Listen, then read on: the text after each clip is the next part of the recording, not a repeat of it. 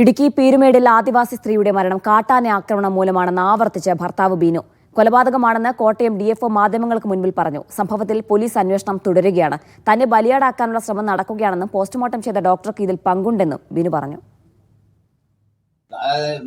എന്നെ ഒരു ബലിയാടാക്കാൻ വേണ്ടി തന്നെ ഉള്ള നീക്കങ്ങളാണ് നടന്നുകൊണ്ടിരിക്കുന്നത്.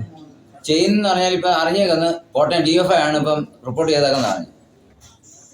അങ്ങനെ DFI അതേപോലെ തന്നെ ഡോക്ടറിന് ഏറ്റവും കൂടുതലും ഡോക്ടറിൻ്റെ അത് ഏറ്റവും കൈയുള്ളത് ഡോക്ടറാണ്. ഈ പോസ്റ്റ്മോർട്ടം ചെയ്ത ഡോക്ടറാണ് ഇതിൻ്റെ അത് ഏറ്റവും കൂടുതലും കള്ളത്തരം കാണിച്ചത്. ഞങ്ങൾ ഇവിടെ നിന്ന് ഇറങ്ങി പോകുമായിരുന്നു. കുത്തിറക്കമാണ്. ഈ കുത്തിറക്കത്തെ ഇറങ്ങി ചെന്നപ്പം വലിയൊരു പടപ്പിൻ്റെ അടിയിൽ യാന നിന്നത്. യാന അവിടെ നിൽക്കുകയും യാന നിൽക്കുന്ന ഞങ്ങൾക്ക് ഇറങ്ങി ചെന്ന് താഴെ ആന കയറി വരിക. യാന കയറി വന്ന് പമ്മി നിന്ന് ഞങ്ങൾ കണ്ടില്ല. ഇതിൻ്റെ മണം പോലും ഞങ്ങൾക്ക് കിട്ടിയില്ലെന്നുള്ളതാണ് വാസ്തവം. ഞങ്ങൾ 4 മനുഷ്യനും ഒരു പട്ടി ഉണ്ടായിരുന്നു. അത് പട്ടി ചത്തെന്ന് പിള്ളേർ പറഞ്ഞു. അതിനെപ്പോൾ ഞാൻ ഏതായാലും പോയി നോക്കിയിട്ടില്ല. എൻ്റെ പട്ടി ചത്തപ്പോൾ ആന അടിച്ചതാണ്. ഈ ഞങ്ങൾ അങ്ങോട്ട് ഇറങ്ങി ചെന്നപ്പോൾ ഈ ആന പടപ്പിൻ്റെ അടിയിൽ നിന്ന് എടുത്ത് ചാടി വന്നാണ് ഇവിടെ അടിച്ച് തെറിപ്പിച്ചിടുകയും എന്നാൽ ഞാൻ ഇവിടെ ആന അടിച്ച് തെറിപ്പിച്ച് അങ്ങോട്ട് ഇട്ട് കഴിഞ്ഞപ്പോൾ ഞാൻ ചാടി ആനക്കിട്ട് അടിച്ചു. കൈകൊണ്ട് ആനക്കിട്ട് അടി കൊടുത്തു. കൈകൊണ്ട് രണ്ടടി കൊടുത്തു. രണ്ടടി ആനക്കിട്ട് കൈകൊണ്ട് അടി കൊടുത്ത് എന്നെ തട്ടി എറിഞ്ഞ് അപ്പുറത്ത് ഒരു 10 അടിയോളം അകലെ ഞാൻ തെറിച്ചു വീണു. ആ എറിഞ്ഞിട്ട് പിന്നെയും തിരിച്ച് കിടന്നിടത്തിലോട്ട് തിരിഞ്ഞ് പോകുന്ന ഞാൻ കണ്ടു. അതിന് എന്താ സംഭവിച്ചു? ഇവിടെ കയറി ചവിട്ടുവോ അല്ലെ വേറെ എന്തെങ്കിലും ചെയ്തതെന്ന് എനിക്ക് കാണാൻ പറ്റില്ല. ഞാൻ ഈ വീണ എഴുന്നേറ്റ് വന്നപ്പോൾ അന്നേരം സാജിമോൻ എൻ്റെ മോൻ വന്നപ്പം എൻ്റെ പുറകിൽ നിന്ന് ഓടി ഇറങ്ങി വന്നു. അമ്മ പോയെന്ന് പറഞ്ഞ് വിളിച്ച് കാറിക്കൊണ്ട് വന്ന ഉടനെ ഞാൻ പറഞ്ഞു അന്നപ്പം ആനയുടെ അടി കിടക്കുകയുള്ളൂ.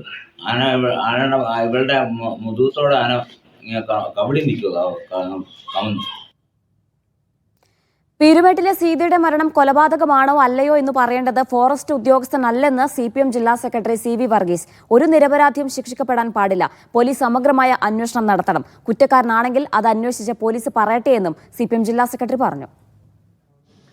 അന്വേഷണം നടത്തി അന്വേഷണാടിസ്ഥാനത്തിൽ വസ്തുത പുറത്തു കൊണ്ടുവരണമെന്നാണ് CPMന്റെ അഭിപ്രായം.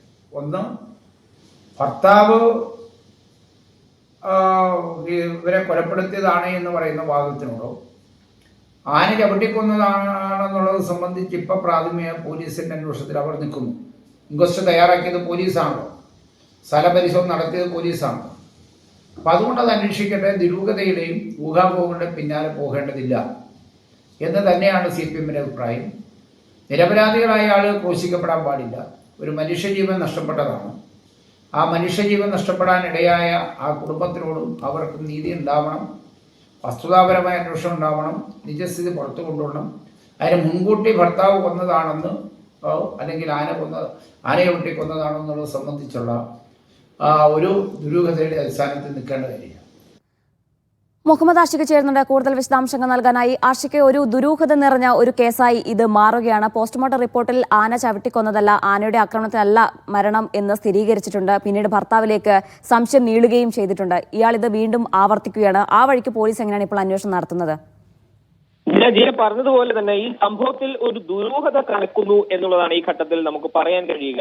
ഇത് ഇന്നലെ പോസ്റ്റ്മോർട്ടം റിപ്പോർട്ടുമായി ബന്ധപ്പെട്ട അതിലെ പ്രാഥമിക വിവരങ്ങൾ സർജറി തന്നെ പുറത്തുവച്ചത് ഇത് കൊലപാതകമാണെന്ന് തെളിയിക്കുന്ന തരത്തിലുള്ള മുറിവുകൾ സീതയുടെ ശരീരത്തിൽ ഉണ്ടായിരുന്നു എന്നുള്ളതാണ്. ഇത് ആദ്യഘട്ടത്തിൽ പോലീസ് അംഗീകരിക്കുന്ന നിലയിൽ വന്നിരുന്നു.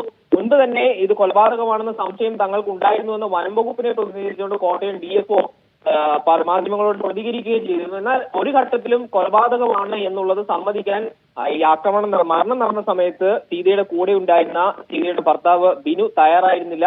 ഇപ്പോൾ വീണ്ടും മാധ്യമങ്ങളെ കണ്ട് സംസാരിക്കുമ്പോൾ ബിനു ആവർത്തിക്കുകയാണ് ഇത് കാട്ടാന ആക്രമണം തന്നെയാണ്.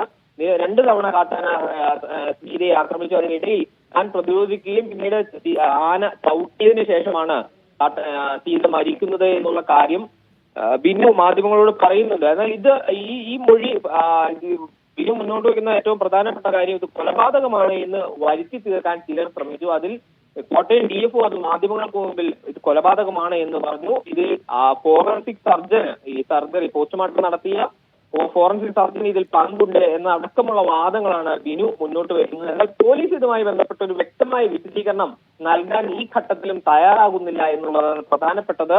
ഫോറൻസിക് റിപ്പോർട്ട്, പോസ്റ്റ്മോർട്ടത്തിന് ശേഷമുള്ള ഫോറൻസിക് റിപ്പോർട്ട് ഇതേവരെ തങ്ങൾക്ക് ലഭിച്ചിട്ടില്ല എന്ന വിശദീകരണമാണ് ഇതുമായി ബന്ധപ്പെട്ട ചുമതലയുള്ള അന്വേഷണ ഉദ്യോഗസ്ഥൻ ഈ ഘട്ടത്തിൽ പ്രതികരിക്കുന്നത്. പോലീസ് ഇക്കാര്യത്തിൽ ഒരു ഉറപ്പിലേക്ക് പോകുന്നില്ല. പക്ഷെ വനം വകുപ്പ് ഇത് കാട്ടാനയുടെ ആക്രമണമല്ല എന്ന വാദത്തിൽ തന്നെ ഉറച്ചു നിൽക്കുകയാണ്. ഇതിന് ആ നിലയിൽ ഈ കാട്ടാന ആക്രമിക്കുമ്പോൾ സ്വാഭാവികമായി ഉണ്ടാകുന്ന പരിക്കുകൾ സീതയുടെ ശരീരത്തിൽ കണ്ടിട്ടില്ല, ഈ കാടിനുള്ളിൽ ആന വന്നതിന്റെ ലക്ഷണങ്ങളില്ല എന്ന വാദങ്ങളൊക്കെ ആവർത്തിച്ചുകൊണ്ട് ഇത് കാട്ടാന ആക്രമണം കാട്ടാന ആക്രമണത്തിലല്ല പീരുമേട് സീതയുടെ മരണം ഉണ്ടായിരിക്കുന്നതെന്ന് പോസ്റ്റ്മോർട്ടം റിപ്പോർട്ടിൽ വ്യക്തമാണ്. താൻ കൊന്നിട്ടില്ല, കാട്ടാന ആക്രമണം തന്നെയാണ് മരണകാരണമെന്നാണ് ഭർത്താവും ആവർത്തിക്കുന്നത്. വിശദാംശങ്ങളാണ് മുഹമ്മദ് ആഷിഖ് നൽകിയത്.